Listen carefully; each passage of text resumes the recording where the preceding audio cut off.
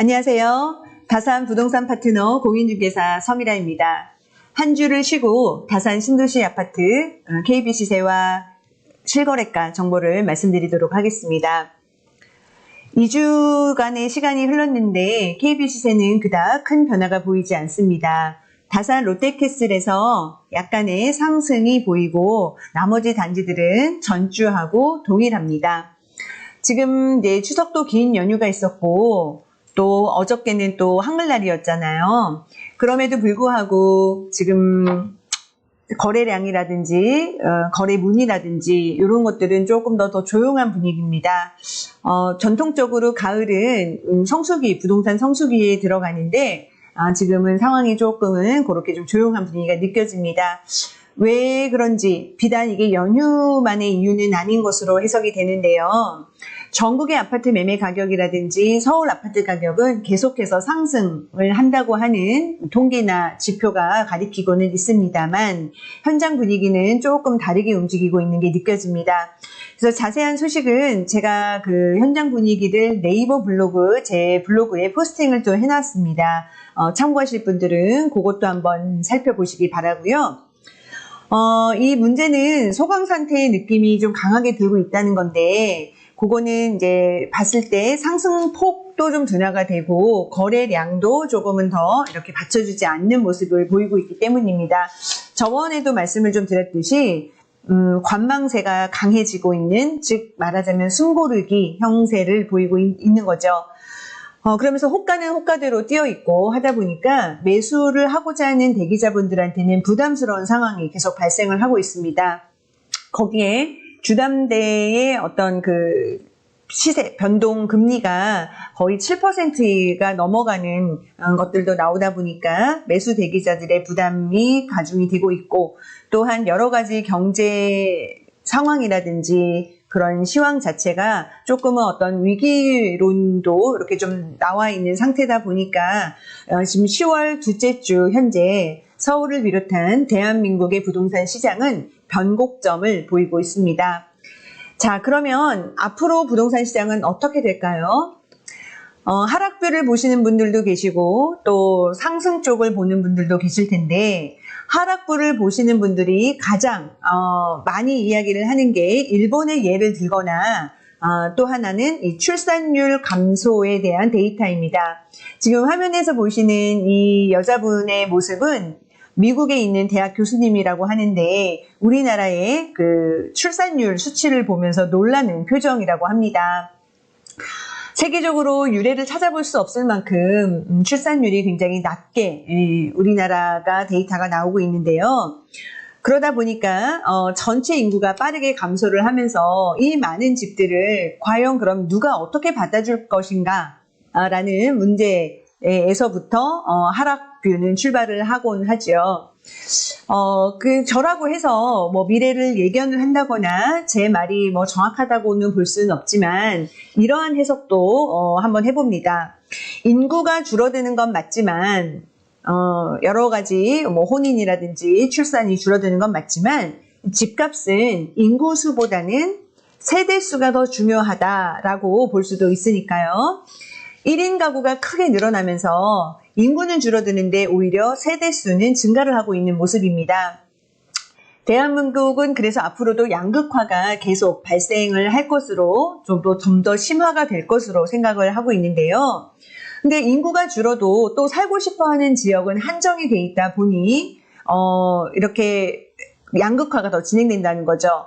예를 들어서 지금 현재 학생 수가 많이 줄어서 대학교가 훨씬 더 많아졌다라고 보이지만 가고자 하는 대학, 인서울에 좀 더 좋은 대학을 가고자 하는 거는 더 힘들어졌다고 합니다. 그래서 이런 맥락하고 좀 비슷하게 보이기도 하는데요. 해서 강남이나 또는 그 서울 최상위권 지역을 필두로 해서 인서울 또는 서울 핵심지로서의 접근이 쉬운 경기도권, 또 이제 자급자족이 가능한 양질의 대량 일자리를 보유하고 있는 지역, 우리는 요 정도를 기억을 하고 있어야 될 것 같습니다.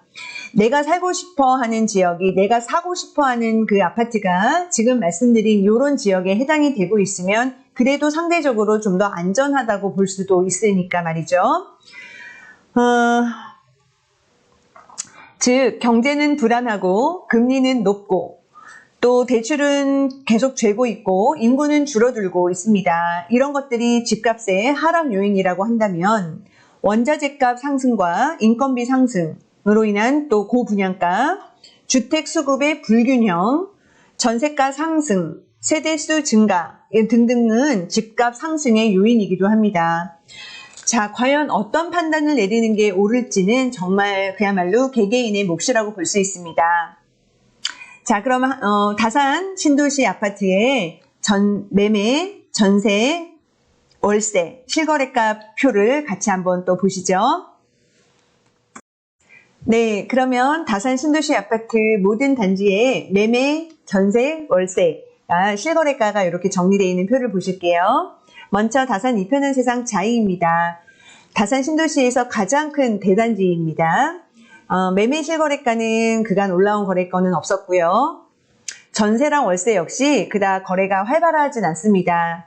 지금 홀수해이기도 하고요. 다산 진건지구는 짝수해에 18년도에 입주를 했기 때문에 2년 텀을 가지고 움직입니다. 특히나 이 이편상 자이는 7, 8월에 만기가 돌아오는 물건이 많은 세대라 아직은 조금 물건 수도 많지는 않습니다. 세대 수에 비해서. 자, 이편한 세상 다산입니다.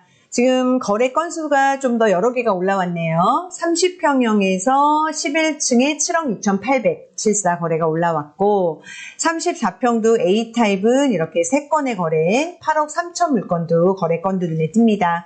또 BC 타워형이죠. 14층에 8억 1,700 거래가 된 게 올라왔고요. 어저께 최근 소식입니다. 또 하나의 A타입, 84타입의 거래가 있었습니다. 8억 4천 정도에서 조금 조정을 해서 거래가 됐다고 예상이 되어지는데요. 이편한 세상 다산 같은 경우는 또 이제 초에 입주 시기가 몰려 있어서 전세나 월세 물건들이 조금 지금 늘어난 상황입니다. 전세는 34평에 갱신을 한 2건이 또 이렇게 새롭게 보이고 있고요. 추석 전보다는 물건이 좀 더 늘어났어요. 예, 그래서 지금 현재 한 34평은 한 4억 5천 정도부터도 물건이 있습니다. 자, 힐스테이트 다산입니다. 거래건이 여러 개가 올라와 있네요. 6개가 이렇게 올라와 있습니다. 8억 6천부터 9억 3천. 최근 거래가 중에는 제일 높은 거래가입니다. 또 직거래도 한 건 있었고요. 전세는 이제 27평형에서 갱신이 된 2건이 있었고요. 그 다음에 전세 또 신규 계약으로 5억 3천 34평의 거래가 있었네요. 그래서 지금 같은 동네에서도 전세 시세가 5천만 원 이상이 나기도 합니다. 이거는 이제 여러 가지 상황, 날짜라든지 집의 컨디션이라든지 융자의 유무에 따라서 다르니 그거는 단지별로 그런 것도 좀 체크하는 게 필요하겠죠. 월세 거래도 한 건이 올라와 있고요. 다산 롯데캐슬입니다. 매매는 보시면은 34평 B타입, C타입 타워형에서 8억 4천 거래가 올라와 있고요. 전세 시세는 30평으로 4억 5천 올라와 있고요. 그 다음에 34평은 4억 4천. 그러니까 오히려 보면은 왜 평수가 큰데 더 저렴하지? 라고 할 수가 있잖아요. 그래서 이런 게 약간의 특이사항이라든지 예외사항이 있는 케이스라고 보여지는 거죠. 월세는 거래건이 없었고요. 자, 반도 유보라 메이플타운입니다. 반도에는 전용 82타입과 84타입이 있죠. 그래서 32평과 34평이라고 불리우는데 오랜만에 84타입에 2건의 거래가 올라왔습니다. 8억 아래에서 2건의 거래가 올라와 있고 지금 호가는 대부분 8억이 이제 넘죠. 그래서 이렇게 거래가 된 거 참고하시면서 전세나 월세는 거래가 없었습니다.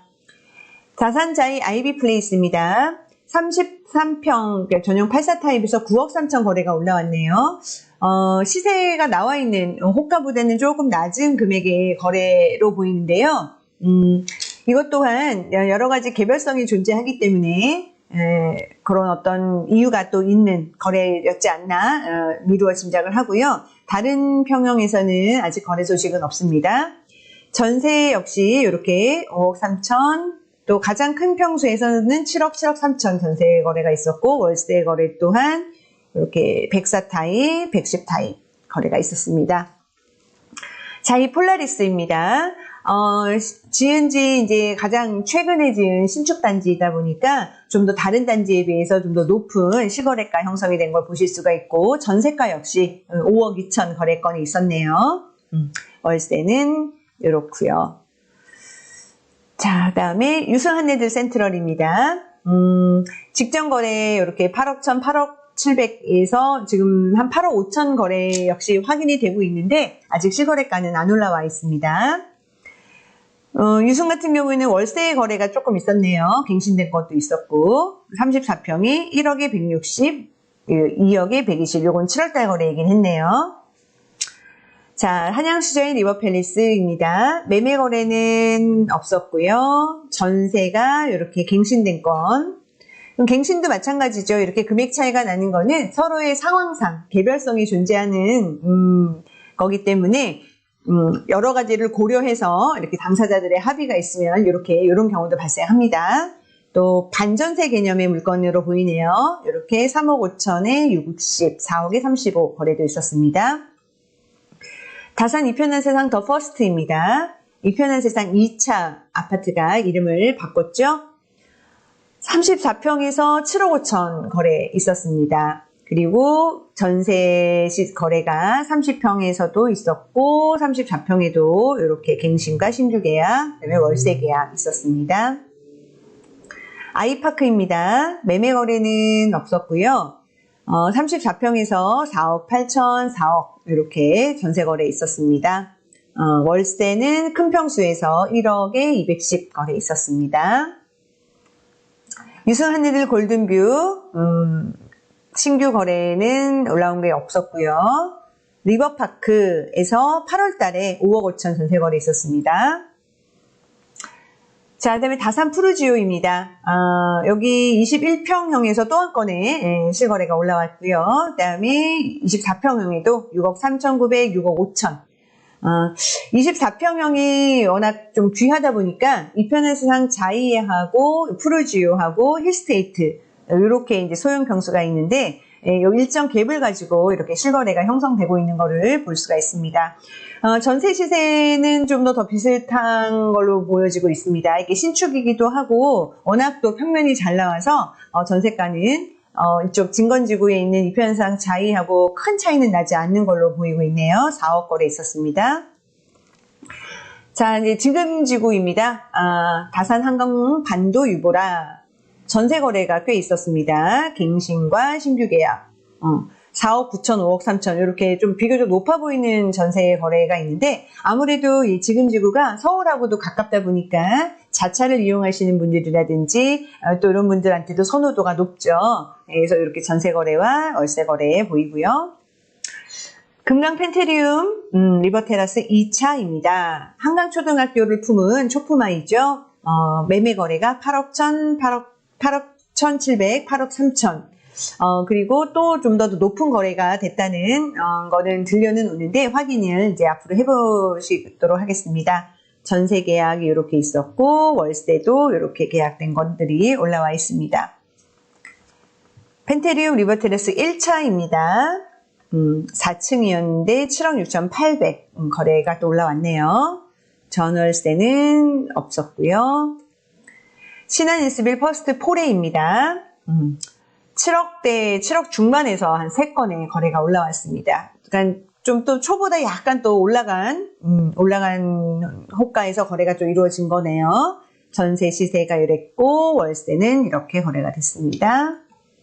신한 인스빌 퍼스트 리버입니다. 매매 거래는 등록된 게 없고요. 전세 거래가 이렇게 4억 8천도 있었고 5억 5천도 있었고 또 이렇게 반전세 개념의 4억에 50 월세도 있었습니다. 지금 센트럴 에일리넷들입니다. 매매 거래 소식은 없고요. 전세와 월세가 이렇게 거래가 되었습니다. 최근 정부는 9.16 대책, 9.16 부동산 대책을 다시 내놓았습니다. 이렇게 살펴보니 아쉬움을 금할 수가 없는데요. 수박 겉핥기식 대책이라는 느낌을 지울 수가 없습니다. 타이틀은 국민 주거 안정을 위한 주택 공급 활성화 방안인데 뭘 말하고자 하는지에 대해서는 참 궁금증과 의문점이 계속 생기는데요. 결국 다시 또 내놓은 것은 3기 신도시입니다. 자족 용지와 공원 녹지 비율을 줄여서 주택 공급을 확대하겠다 라고 하네요. 만만한 게 경기도인가 봅니다. 서울의 재건축이나 재개발 등을 이용해서 좀 더 좋은 입지에 양질의 주택을 공급을 하면 더 좋을 것 같은데 왜 자꾸 경기도일까요? 선 교통대책이 없는 신도시 건설의 피해자는 결국 이미 입주를 해 있는 입주민들입니다. 내년 4월 총선 때까지 부동산 관련해서 각종 공약들이 난무할 것으로 예상이 되는데요. 우리는 그런 사탕 발림에 속지 않고 진정한 주거 안정을 위한 공약들이 무엇인지 함께 고민을 해볼 필요가 있겠습니다. 자, 오늘 준비한 소식은 여기까지입니다. 함께 해주셔서 감사하고요. 우리 또 다음 시간에 또 만날게요. 감사합니다.